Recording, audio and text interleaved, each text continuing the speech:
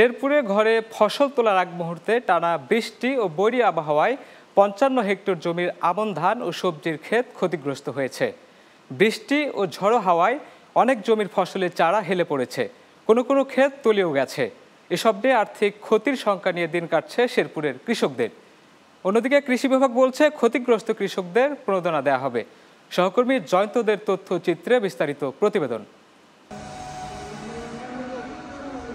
শেরপুর সদর উপজেলার প্রান্তিক কৃষক নায়েব আলী এবার ৮০% জমিতে আমন ধানের আবাদ করেছিলেন। তবে কয়েকদিনের বৃষ্টি ও বৈরী আবহাওয়ায় জমির অর্ধেক ধান হেলে পড়েছে, কিছু ধান পানিতে তলিয়ে গেছে। এতে চাষের খরচ তোলা নিয়ে চিন্তার ভাঁজ নায়েব আলীর কপালে।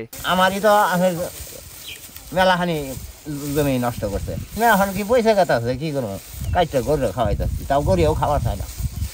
এখানে এই জায়গায় এইটুকি এখানের উপরে আঙ নির্ভর।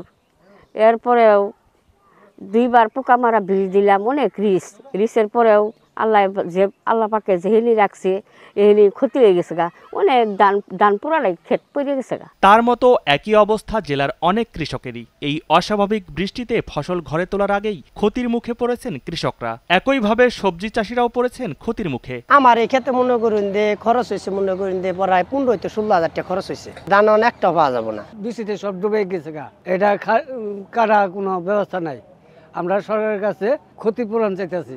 বৃষ্টির পানিতে তলিয়ে যাওয়া ফসলের ক্ষেত থেকে পানি নামতে সময় লাগবে আরও কয়েকদিন। তবে আবহাওয়া অনুকূলে না থাকলে ক্ষতির মাত্রা আরও বাড়তে পারে বলে আশঙ্কা কৃষকদের। প্রায় আমার ৪-৫ কাঠা জমির মতন একবারে সুতায় পানির মতো হুতায় খেয়ে দিছে। চারা সব চলে গেছে গা, কলমের চারা।